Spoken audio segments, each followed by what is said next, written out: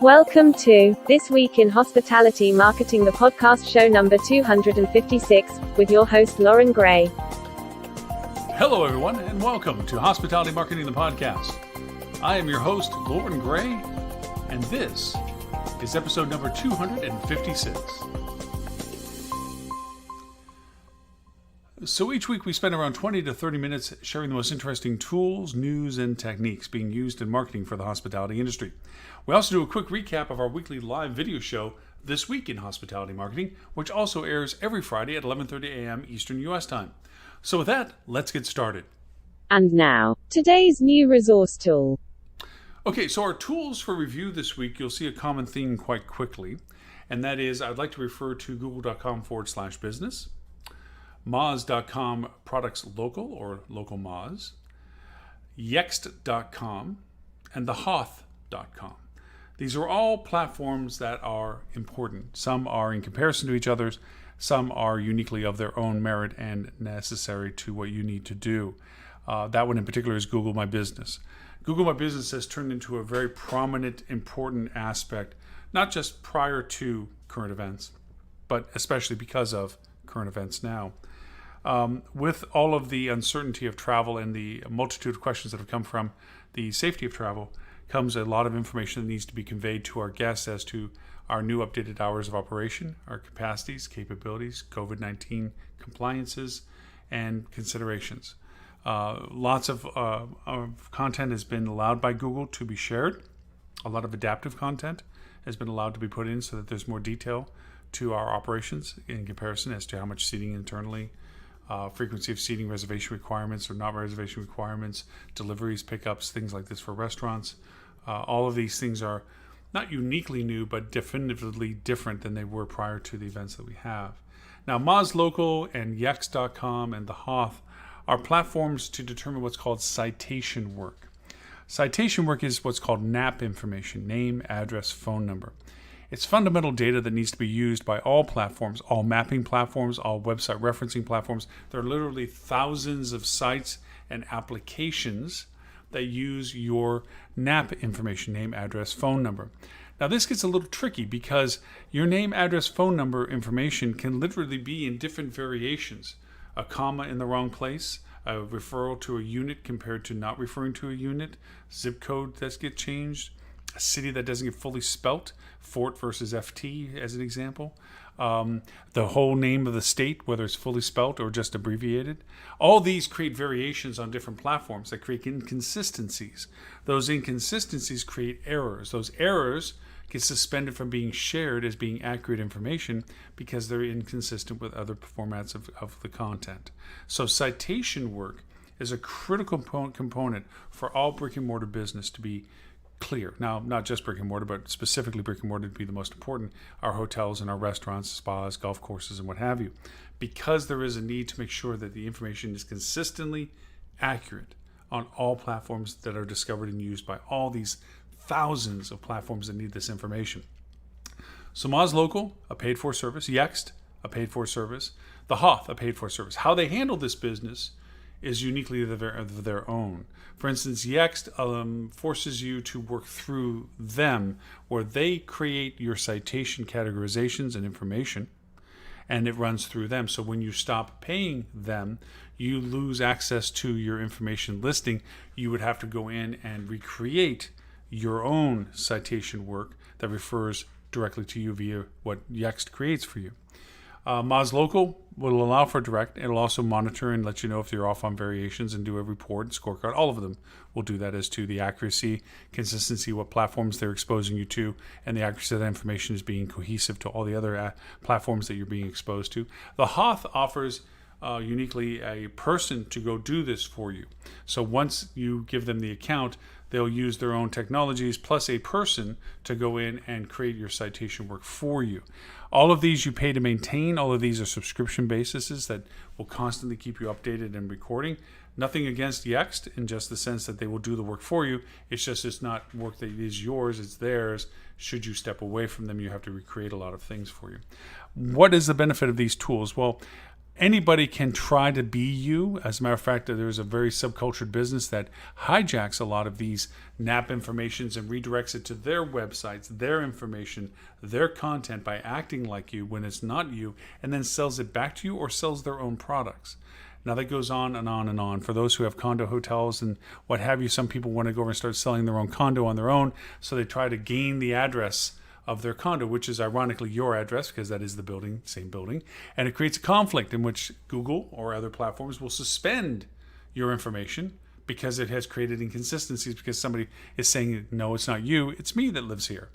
And that has to get resolved.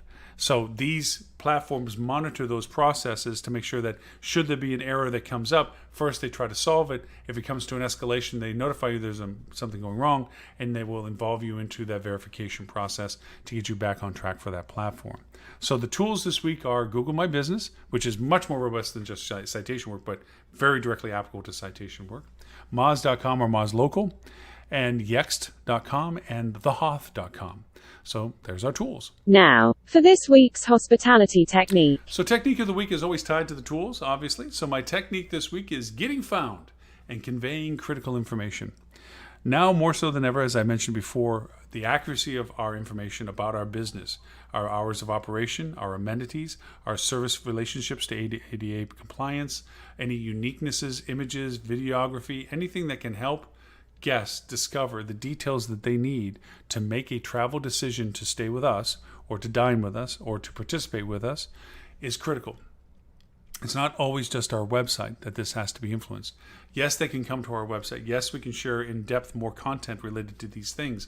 But as we know from the mobile-focused world that we are in now, and mobile being the core of the internet at this point, that Google Local, that information that you see in Google Local, for instance, is critical. They show you even whether you're busy normally during that time of day. They show you whether or not that there's a holiday seasonality, whether you're closed or open. They have reviews, not just about what people have shared on Google Reviews, for instance, in the Google My Business section, but they also will share the proximity of things and score you as to how close you are. Remember, Google knows where exactly you are by lat and longitude.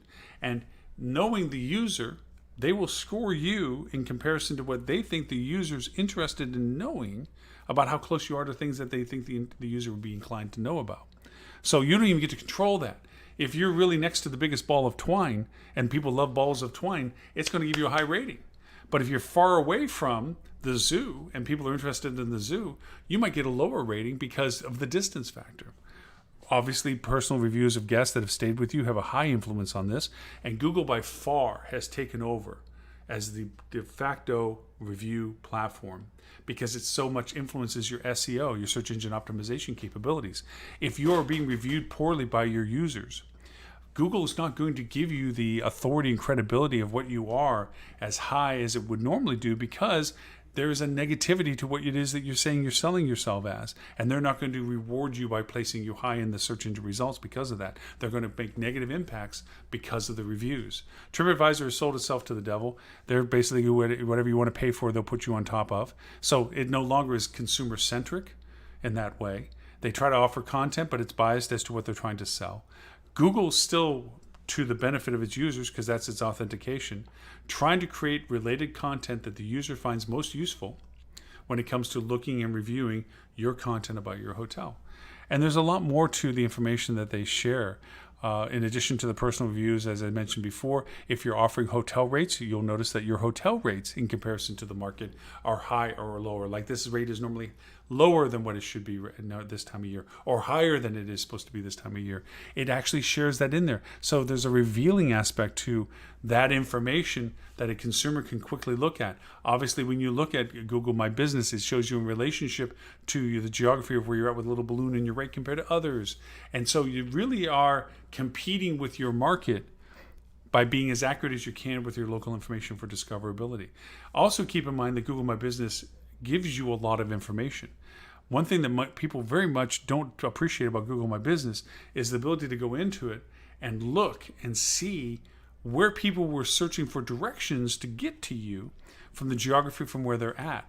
So you can see geographically where people are looking to drive from by looking for directions to get to you from where they're coming from.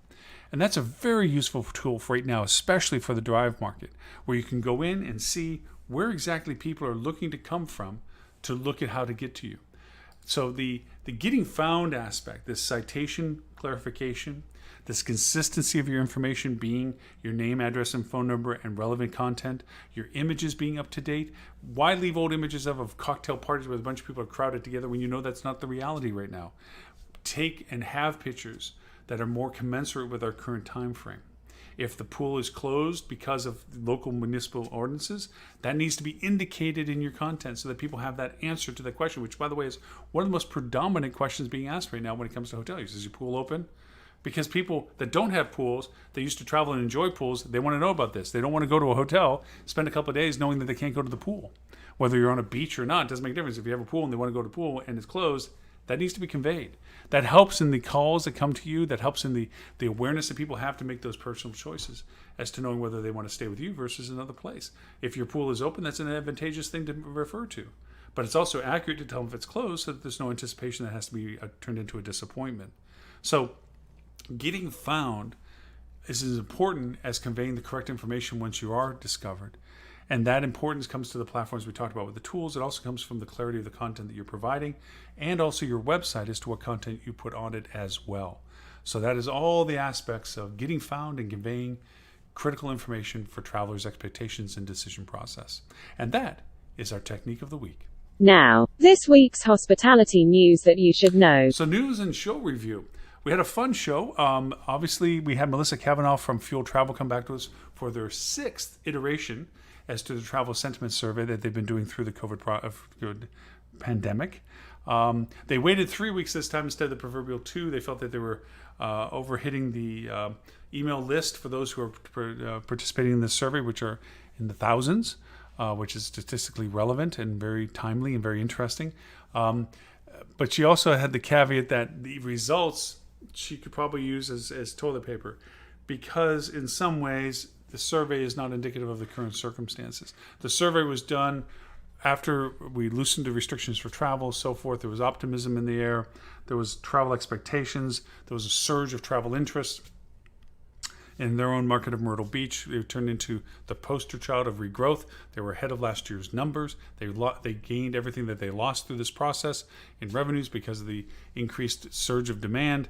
And then, boom, second wave hits, or actually the first wave, sans 2, hit, and our escalations of the COVID pandemic rolled through. Things were getting closed again. Things were getting shut down again. So obviously we couldn't do the levels of business based on the demand again. So all of the survey sentiment changed. But with that came a little bit of perspective as to where this could go in the future. Like, for instance, their word cloud, and Tristan pointed this out. My other co-hosts for the live show this week were Ben Haley from 3 and 6, Edward St. Ange from Flip2, Dean Schmidt from metasearchmarketing.com, Kat Mohammed, Director of Education for Alhoa, Tristan Hayward, also from 3 and 6, Adele Gutman from the Library Collection, and Lily Mockerman from TCRM Services and Things Up Enterprises. So Melissa was showing how there was more optimism, happy, fun, joy. These were not terms in the word cloud of the survey that existed before. Safety, cleanliness were the more predominant. Those not necessarily disappeared by any chance. They were diminished in comparison to looking optimistically for fun, happiness, vacation, travel. There was more positive words in the word cloud. Also indicative to what the future could look like as we try to emerge more realistically without it resurging, hopefully, in the future tense. That people are looking for what makes travel feel good for them. They're looking for the things that they can hang their hat on, which only goes back to our earliest conversations about guest-centric travel, guest-focused travel. It's not about rate and date and what we can sell people. It's about how can we answer their questions, give them content that's relevant to their interest and concerns in such a way that they feel that they can make a proper travel business or travel decision for travel, whether it be business, transient, whatever the purpose of the travel may be. So we had lots of fun with the review process on that. We talked a lot about the impact as to the resurgence of COVID and the diminishment of capabilities of travel because of the restrictions that areas, hotspots, are having to inflict again because of the issues that are created from the massive regrowth of the pandemic and those that are affected by it, and to all those families that are affected by it, and also in the worst of cases and loss of life and so forth. Our hearts go out to you for the losses, for this to be happening to anyone in any circumstance. So keep them that these are just not numbers. These are just not things that these are people. These are people that used to be our guests and were future guests and what have you. And these are families and loved ones that are suffering from all of this that's going in our society at this point. So as much as we want business back, we want it to be safe, and we want it to be healthy, and we want it to be secure and clean. So these are all considerations that we have to have. So our news item of the week was an article that I pulled out called "The State of Hotel Advertising: The Rise of Display in the World of Meta." And why I picked this one out is that we're all right now struggling as to the market channels and segmentations and directions. We see things like Expedia.com offering this what appears to be olive branch of opportunity of, we'll take 25% of the funds and redirect them back to marketing towards the hotel. We'll delay your payment cycle. We'll reduce the commission rate for 30 days. We'll extend the need to pay for 90 days. But you have to give us your wholesaler and consortia categories, which they never had before. I see that as extortion. I see that as a play on taking advantage of a desperate industry. I feel that it's very much about the scorpion and the tortoise crossing the river. It will kill its own host to try to survive. I feel that it is very non-guest centric. It is more about its shareholders, and it's more about revenue driven, and it's not about guest surveys and satisfaction capabilities, and it's certainly not about hoteliers. As a matter of fact, hoteliers are the commodity of sacrifice, and if anything, the consumer is the other contingency other than shareholders' interest that they're looking for, because they know that's the source, the wellspring of revenue. So that's in Expedia. Compare it to using Google Hotel Ads, meta search, using display ads, using your own channels, your direct channels, using your own wholesale consortia capabilities, your FITs, developing the relationships, creating collaborations, looking for solutions for their demands and interests. You, the hotelier, not a third party. All of those need to be handled by you more so than ever. And the meta search space is a strong space to be in right now for a few reasons. One, taking the Expedia, the hotels, the Airbnb, the Trivagos, the kayaks, all these ones, there's less competitive market right now. They're spending fractionally the money they used to spend on marketing. So a lot of things that were completely unattainable and unaffordable are now affordable. And things that you would not normally have gone through high in the funnel are able to be acquired by you as an individual property even. We've had this discussion before in MetaSearch Strategies in an earlier podcast a few weeks back. I re-echo this with this article, that this is the time to make your place and to gather voice in market and ground with the finances. Now, I know the first discussion is like, well, wait a minute, my finances are mainly focused on payroll, making my fixed costs, and actually being able to operate a business. This is in the same vein as valuable as making payroll. You can't do business. You can't cost yourself into profitability by just simply reducing your yield costs. You will run out of food in the middle of Antarctica. You'll run out of water in the middle of the ocean. You need more water. You need more food. The only way to get that is by driving business to you. The only way to drive business to you is to reach out for it. And reaching out for it means marketing. And marketing means which channel can be productive. Where should you spend your money judiciously? Meta search is a consideration to put under it. Display ads is a consideration to put under it.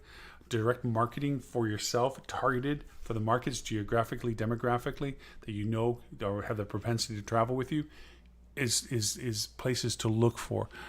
Talk to your GMs as who's walking through the door, where are they going, why are they traveling. There's unfortunately real causes for people's travel. There's unfortunately funerals that didn't get to be had before. There is convalescent care visitations. There's family support. There's friends that haven't been visited that are feeling safe enough to visit for support reasons. There are those things that exist for people to travel between point A and point C, and you might be the point B. You might even be the point C, where they stay in the local proximity.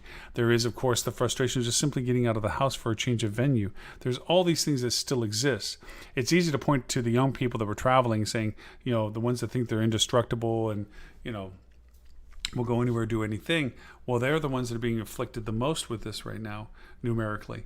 And so I wouldn't trust that would be the direct course to take at this point. That has to shift again back to the core purpose of travel, not the categorization of travel. So those are the things to consider. And that's what a little bit of this article kind of re-inspired in the conversation for that.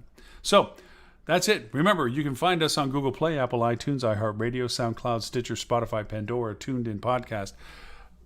The list goes on, 38 and counting. We're even on Amazon Alexa, Google Assistant, and Siri.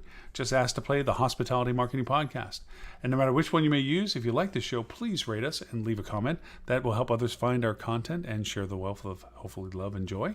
And if this is your first time hearing us, you can subscribe to our show on any of those platforms that you discovered us on.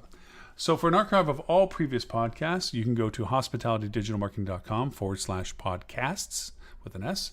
And don't forget our live video talk show that you can join and participate in every Friday at 11:30 Eastern U.S. time, called This Week in Hospitality Marketing, the live show. Simply go to hospitalitydigitalmarketing.com/live and look for show 256 for this past week, actually. Again, thank you for the privilege of your time, and we look forward to talking to you next week.